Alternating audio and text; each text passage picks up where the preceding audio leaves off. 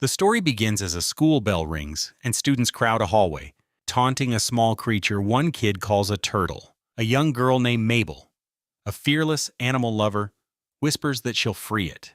Mabel stuffs the critter into her bag and bolts. But a janitor spots the moving bag and chases her.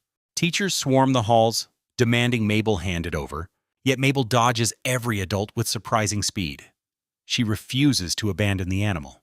Alarms blare as the chase spirals out of control. The principal scolds Mabel, insisting this behavior must stop.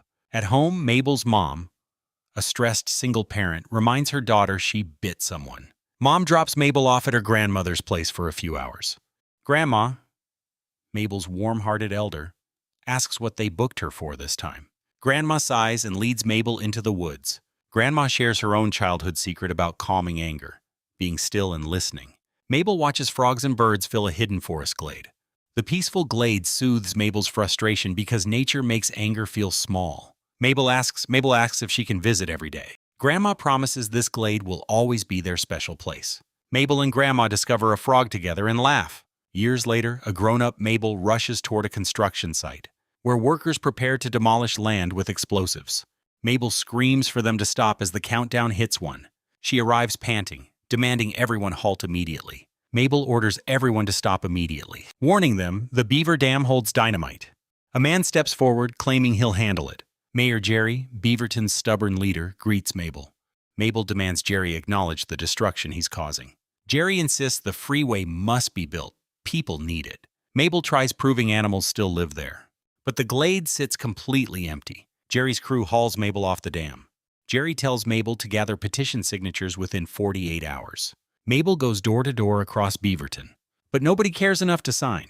One elderly woman finally listens to Mabel's plea, moved by Mabel's passion for the glade's wildlife. The woman signs, Mabel's only supporter so far. Meanwhile, Jerry broadcasts a news segment, claiming the Beltway crosses no animal habitats. At the college, Mabel bursts into Dr. Sam's classroom, her professor. Dr. Sam warns Mabel her obsession is ruining her grades. Dr. Sam explains only a keystone beaver can restore the glade. Because one beaver dams a stream and wildlife returns. Mabel rushes off to find a beaver. Her grandmother's glade depends on it. She searches Beaverton, but finds none anywhere.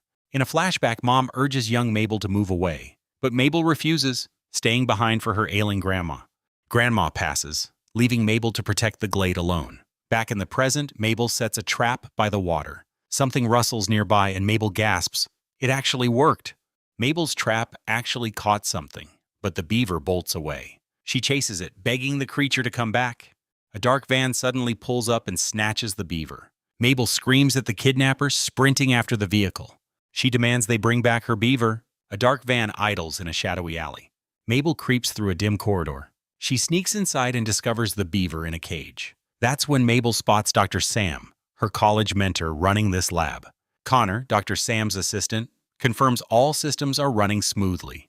Dr. Sam warns this technology must never fall into wrong hands. Mabel confronts Dr. Sam, accusing him of experimenting on animals. Nisha, Dr. Sam's protective colleague, moves to stop Mabel. Dr. Sam calmly tells Mabel she's holding a robot, not a real beaver. Dr.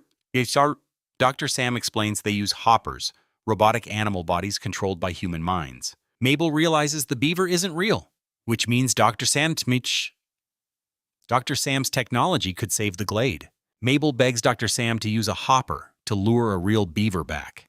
Dr. Sam refuses, so Mabel grabs the hopper and runs. The machine activates, locking Mabel's mind inside the robot beaver body. Mabel, now controlling the beaver, dodges Dr. Sam and Nisha. She smashes through a window and escapes into the wild. Dr. Sam radios Mabel, warning this isn't the way to save the glade. Nisha and Dr. Sam lose track of her in the darkness. Suddenly, a hawk snatches Mabel midair. She's now prey. She breaks free and tumbles into the forest below. Mabel lands among wild animals and gasps. She can understand every one of them. She greets deer and rabbits, laughing with pure joy at this incredible discovery. Mabel asks a squirrel where to find a beaver, but every animal she approaches refuses to help. A spider suggests checking the stream, so Mabel heads there and spots a lone beaver. She begs the beaver to dam the glade, but he has no idea what a beltway even is. The beaver walks away, leaving Mabel desperate. Suddenly, a bear snatches the beaver for lunch. Mabel fights the bear and frees him, breaking pond rules. The beaver is oddly fine with being eaten, which means Mabel just violated a code she never knew existed. Meanwhile, at Dr. Sam's lab, Connor tracks Mabel's signal. Mabel tells Dr. Sam she broke the pond rules, and animals are dragging her to see a king. The bear carries Mabel into a massive hidden sanctuary. King George, a charismatic frog wearing a tiny crown, leads an exercise class for hundreds of displaced animals. George, the self-appointed king, welcomes Mabel warmly. He explains the 3 pond rules governing this overcrowded refuge.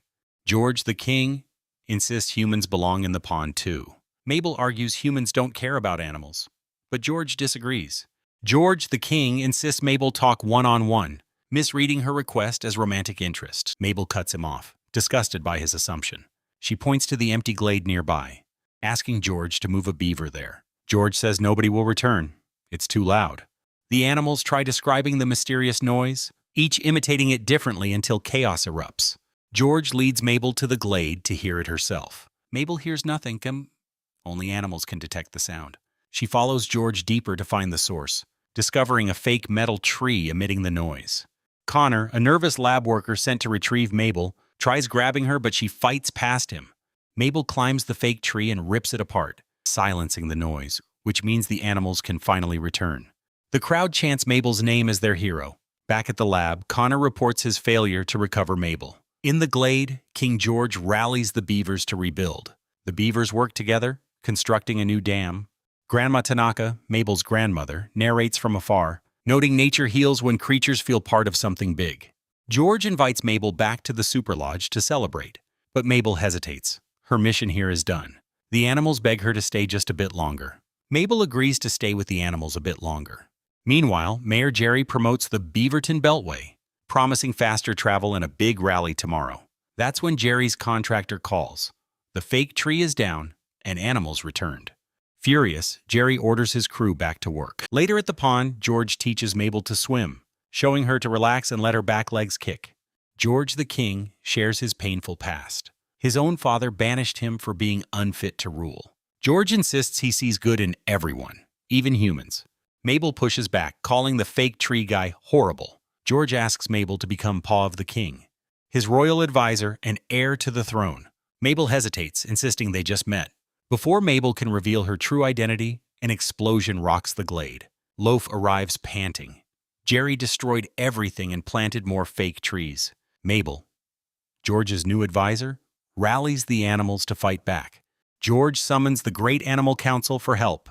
George nervously admits he's only the mammal king. Majestic animal rulers arrive wearing their own crowns. Inside the council chamber, the leaders hear George's request. But the fish queen flatly refuses. Humans are mammals' problem. The other council members agree, dismissing the meeting entirely. George tries diplomacy, but every ruler demands to leave, which means the animals must face Jerry's destruction alone. Mabel slams the speaker down, silencing the room. She tells every ruler this isn't just her problem. Mabel holds up a fake tree to demonstrate Jerry's plan, showing how his loud machines force animals from their homes. Once they leave, Jerry steals the land for his highway, which means every kingdom shrinks while Beaverton grows. The Fish Queen agrees and declares Jerry must be squished. The animals chant for Jerry's death, but Mabel tries to stop them, insisting squishing won't help. Titus, the Insect Queen's ambitious son, calls them cowards. Suddenly, a predator strikes, killing the Insect Queen mid-speech. Chaos erupts as animals attack George and Mabel. Nisha grabs Mabel, pulling her away from the danger. Meanwhile, in the lab, Dr. Sam monitors Mabel's rising vitals. Back at the council, Titus crowns himself Insect King, vowing Jerry will be squished in a... And then real conquest begins. Later, Mabel finds George coughing in the wilderness. George, Mabel's beaver ally, strips her of her advisor title because she endangered Jerry and got George exiled from home. George says he must beg the council to spare Jerry's life and accept whatever punishment awaits him. Mabel asks George why he couldn't let her speak, breaking down and saying everything feels broken. She admits she can't make a difference. She only makes things worse. Mabel, overwhelmed and sobbing, says she's tired of doing this alone. George tells Mabel he'll help save the glade because what matters to her matters to him. Mabel asks how George can trust her again after everything, and George compares trust to a dam that just needs patching. Mabel, George's partner, vows to save Jerry too. Pond rules. Mabel devises a plan. Convince Jerry to return the glade, so the council will cancel the attack on him. Meanwhile, Jerry enjoys his morning drive through town, greeting adoring fans on his way to a rally. Suddenly, the animals ambush Jerry's car. Using a phone's automated voice, Mabel demands Jerry cancel the highway. George grabs the phone and spams random emojis, confusing Jerry completely until the car swerves. Jerry panics and speeds away with Mabel clinging on. George hangs from the bumper trying to slow Jerry down. Mabel refuses to let go, insisting she's protecting Jerry. That's when a massive shape appears ahead, an apex predator. Mabel recognizes her as Diane, a surprisingly friendly creature. Diane cheerfully asks everyone to scooch back a little. Diane prepares to crush Jerry's car with everyone inside. Mabel begs Diane to stop, insisting it's a misunderstanding. Mabel tries to communicate with Jerry in beaver form, but George reminds her cross-communication doesn't work. Connor grabs a net to capture Mabel, but she escapes. Diane returns, ready to deliver a killing bite. Mabel reaches Jerry's crashed car and speaks to him directly. Jerry, Beaverton's mayor, laughs it off as a dream. Jerry dismisses Mabel and walks away humming, refusing to take any of this seriously. His car crashes off a ledge, jolting him into reality. Mabel promises to make the animals leave if Jerry surrenders the glade. Jerry flatly refuses to cancel the Beltway project. Mabel growls, threatening to reveal Jerry's location to Diane. Connor captures Mabel in his net on the dock. George, Mabel's beaver ally, charges in to save her. Jerry knocks Mabel unconscious with a device. Mabel wakes in a strange lab where Dr. Sam warns her brain needs recovery. Mabel calls out to George, but he only chutters back, unable to understand her anymore. Animals surround the captive humans menacingly. Jerry hides nearby, terrified and shushing Mabel. Dr. Sam stands frozen as creatures close in. Connor activates a powerful machine that hums to life. Dr. Sam explains the council forced them to reverse the science, creating a human from an animal. A giant insect emerges in a human body, cackling wildly. The Insect King greets Mabel, marveling at his new deep voice, while Jerry shrieks in horror because this creature wears his exact face. Jerry demands to know why the Insect King wears his face, and the Insect King rips open Jerry's collar, proudly displaying colorful plumage hidden underneath. A true king's display. Jerry mutters he'll lose re-election for sure. Mabel asks how a fake Jerry helps the Animal Council, and Dr. Sam reveals the fake trees can shrink humans too. At the rally, thousands of voters gather unknowingly, and the plan is to squish them all using amplified frequencies. Mabel begs the Insect King to stop, but he compares Mabel to Jerry, both stole and lied. King George, Mabel's beaver friend, refuses to speak to her, leaving Mabel shattered by her own betrayal. Locked inside the lab, Jerry blames Mabel for everything. Mabel quietly admits she used and lied to George. Then Mabel notices something outside their cell and convinces Jerry to put on the transformation helmet. Jerry's body morphs into a beaver, giving them an escape. At the outdoor rally, the fake Jerry takes the stage, taunting the crowd about squishing insects, then powers up the fake trees. Mabel bursts onto the stage shouting, "Wait!" She calls the Insect King by his real name, Titus, and apologizes for killing his mother, because everyone deserves compassion. Titus pretends her speech moved him, then laughs. So Mabel calls for Jerry to launch Plan B. Jerry fires the device, but it powers down instantly, leaving everyone stunned as the plan fails. Mabel blocks the Insect King from the controls, begging the crowd to flee, but they boo her instead. The Insect King lunges at Mabel, snatching the phone back. A lizard grabs the phone away from Titus. Titus, the Insect King, vows to crush every species, because he wants insects to rule the entire world. Titus triggers an explosion that tears through the building. Jerry leads the crowd toward the exits. Mabel spots King George, her old animal friend, trapped inside. George collapses from the smoke. Mabel cradles him, sobbing, as she apologizes to George. Mabel carries George outside to safety. Dr. Sam directs everyone during the emergency evacuation. Outside, Mabel stares at the ruined city in horror. George tells Mabel something, and she asks if he's sure. Mabel dives into the wreckage to stop the damage. She strains against the debris but can't break through. Suddenly, geese and frogs arrive to help Mabel, sending the remaining insects scattering in terror. Together, the animals and Mabel tear through the wreckage, and the gathered crowd erupts in cheering. Finally, the crowd celebrates as Mabel catches her breath, surveying the smoldering wreckage around the glade.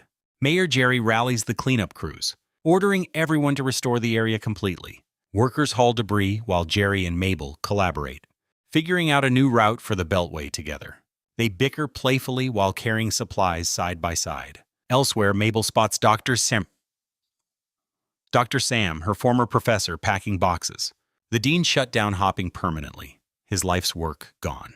But Dr. Sam stays optimistic about his other ideas. Mabel asks if she can work for him. She admits she destroyed his research but wants meaningful work. Dr. Sam hires her for being annoyingly persistent and strong. Mabel apologizes about hopping and his bond with King George. She's sorry he can no longer communicate with the king.